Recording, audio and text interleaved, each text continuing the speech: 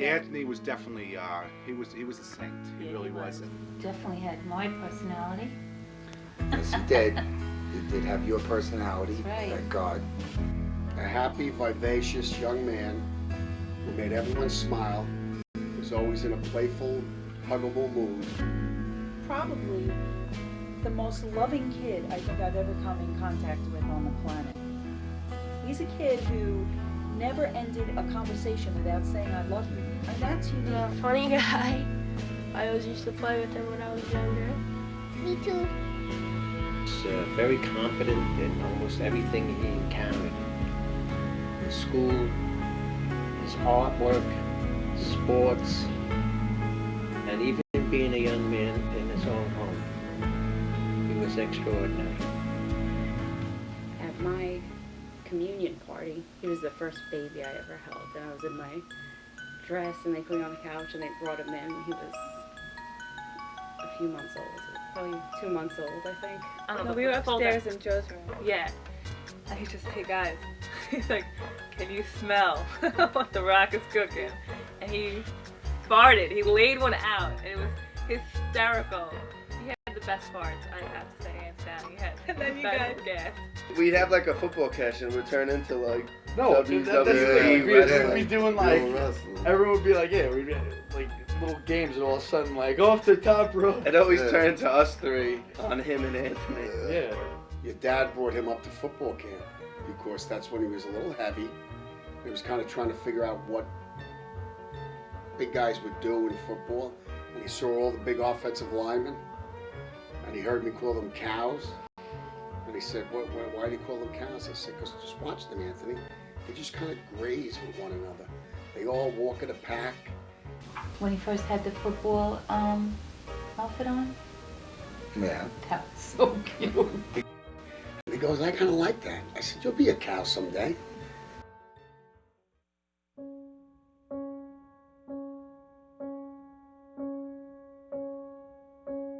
Yeah, I remember first seeing his leg, how swollen it was, and I was like, wow, that's pretty crazy. Like, you didn't fall, did you hurt? Like, I was more concerned that he actually hurt himself, and it was weird knowing that he just like woke up and it was there. And So we thought maybe he was sick with this and just had a pulled muscle, so we couldn't figure it out.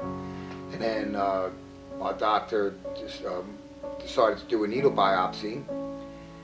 And May 1st, you guys actually at the library, and we got the phone call from the doctor, and he said that it was cancer. And I says, it's cancer. And Mommy fell to the ground on her knees. Remember that?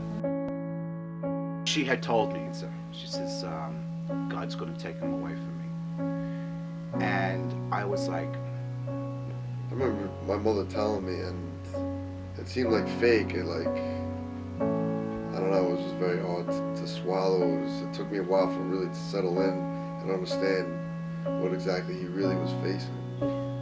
I said, what are you talking about? And they came up with the name,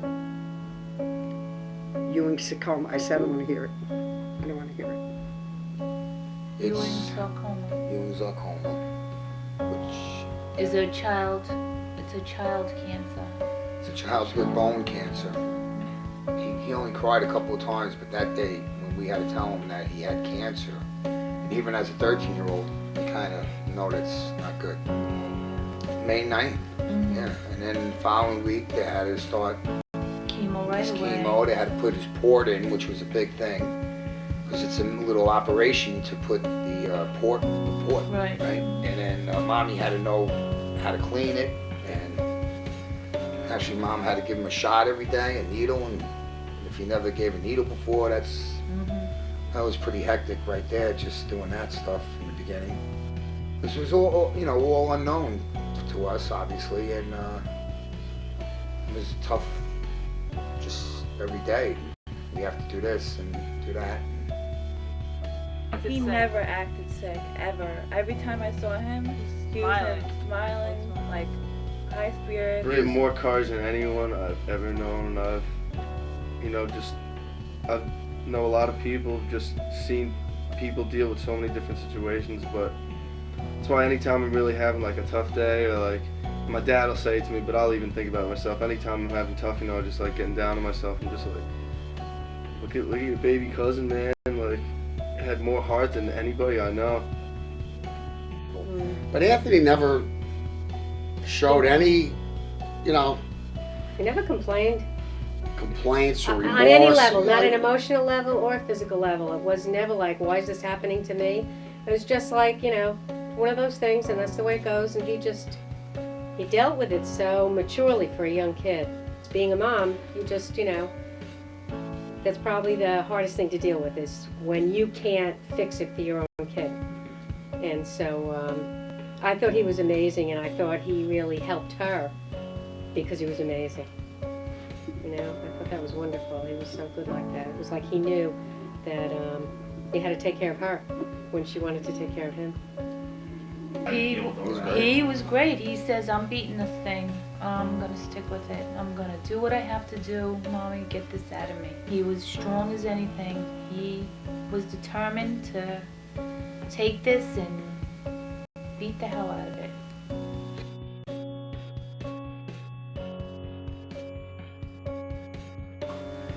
They wanted to see if it would shrink the tumor. Okay. And if it shrunk it good enough, they were going to do 2 operations. In early August, they gave us a decision whether to wait and opt for the operation, wait for the operations, or to have his leg amputated to get rid of the tumor completely. And we kind of left it up to Anthony. Right. He didn't know that it was, he looked at me and he says, boy, Ma, I didn't think it was going to be that, that I'd have to make that decision. We discussed the pros and cons, and it seemed like the way to go. Unfortunately, the best chance of saving his life sounded like having his leg amputated. And remember that day we had Ann and John over and everything, and Anthony he said, yeah, he'll have his leg amputated.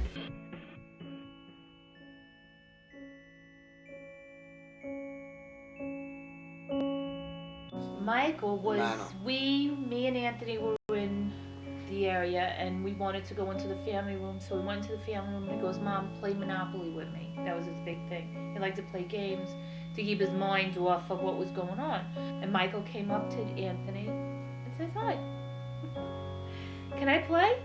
So Anthony went, yeah, sure. Ma, you don't mind? I says, no, not at all. And from that day on, they were friends. How old was Michael? At the time he was Michael 8. He was 8. younger. He had neuroblastoma. And him and Anthony just hit it off really well. It was like Anthony was the giant, and he was like the little guy. Oh, the prom! I wish Mommy I was there that day. That was great. Just a picture of it. And where was this? In the hospital. And the hospital sets up, closes off the cafeteria, and you came down there. It was amazing how well they decorated, and they really made it look like a prom. All the nurses dressed up, and they gave all the boys a tuxedo shirt and the girls a gown. And they had a live DJ, all kind of food and cake and candy and soda. He was loving, he was kind, and he was smart. And guess what? He was a brave hero.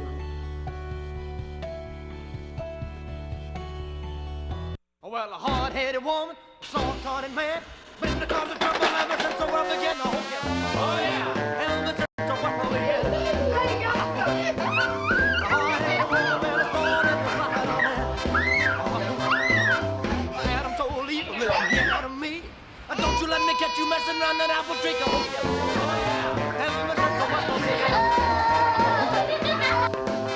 A hard-headed woman, a thorn in the side of man.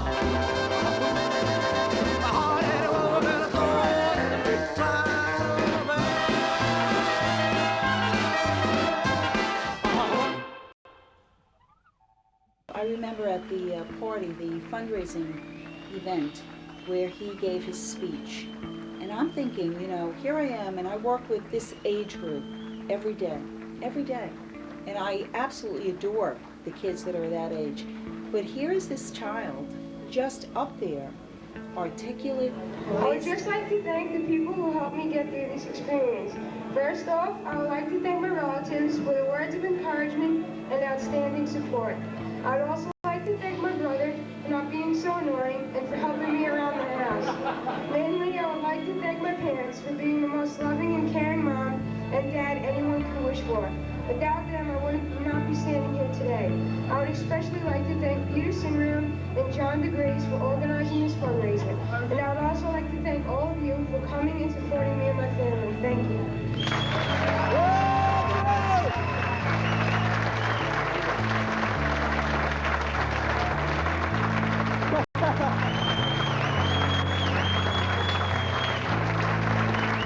Come on, you guys can do better than that. Give it up, huh?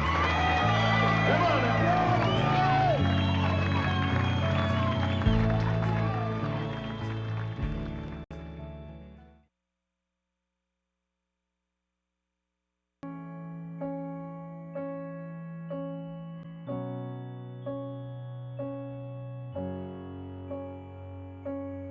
And then I never forget, I got the phone call early January from Dr. Myers saying that the cancer came back and it's not gonna happen. And I always thought that he was gonna be there. Mommy never gave up hope and didn't want to hear. I remember Dr. Myers said to her, you know, and she said, "What's it gonna take, a miracle?" And he said, "Yes, a miracle."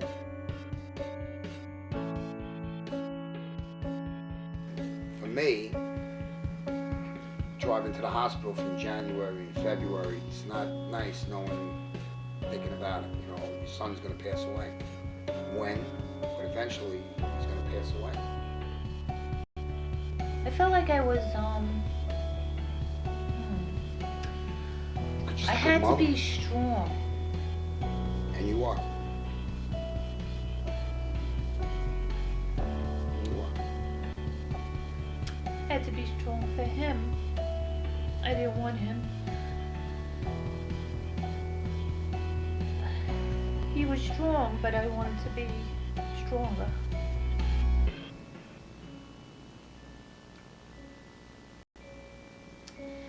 I came back home, and Mom and Mommy were, Grandma and Mom were in the kitchen, and me and Grandpa were watching TV, and I just went over to him, and I seen him looking up at the ceiling, and actually Mom was with him.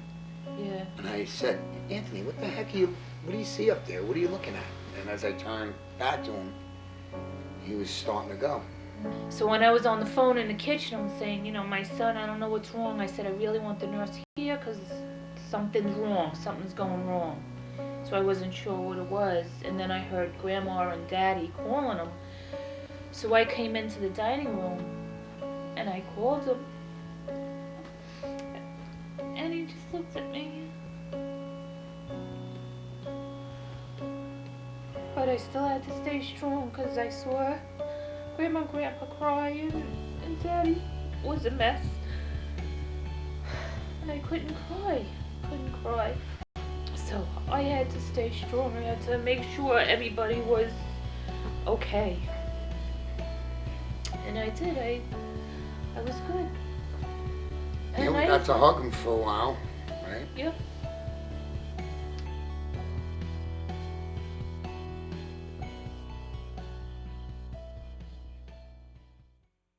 He was an inspiration, and every day that goes by, and if things aren't going as well as you'd like, you always think about Anthony and how he would have looked at the situation, and then you put a smile on your face and you put it in perspective, and you move on, and you don't fall back on feeling sorry for yourself or feeling disappointed. Anytime things aren't going my way with anything, whether it's going to class, you know, waking up in the morning and I just have like a bad outlook, you know, playing sports, any different aspect of my life, I always just, you know, just think of how strong he was, how much courage he had.